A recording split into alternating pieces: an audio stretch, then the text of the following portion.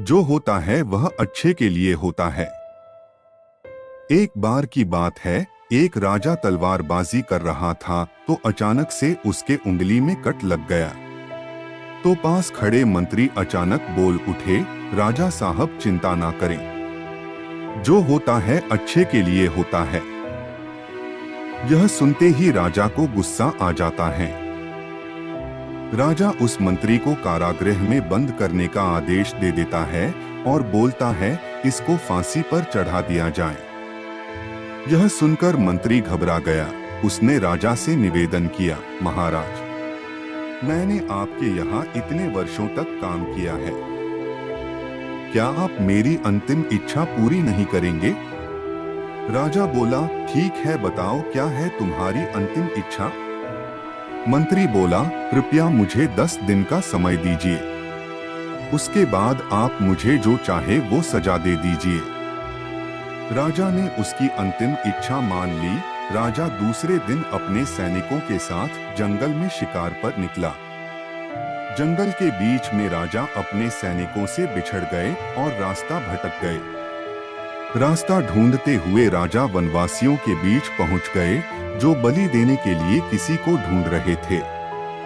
वनवासियों ने राजा को पकड़ लिया और वन की देवी को बलि देने के लिए ले गए। बलि देने की सारी तैयारियां पूरी हो गई। जैसे ही राजा को बलि देने के स्थान पर ले जाया गया, वहां खड़े बुजुर्ग की नजर राजा की खंडित उंगली पर पड़ी। उसने आवाज लगाई कि ये तो खंडित हैं, इसकी बलि नहीं दी जा सकती। तो वनवासियों ने राजा को छोड़ दिया।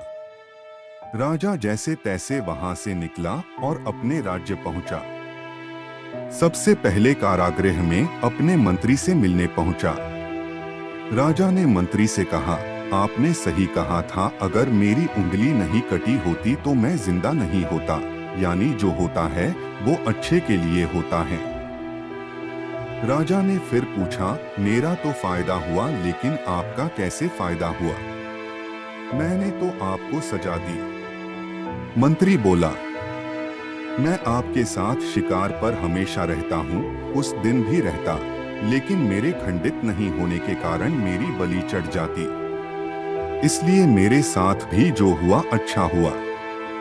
राजा प्रसन्न हुआ, लेकिन छोटी सी बात पर मंत्री को सजा देने का दुख भी हुआ।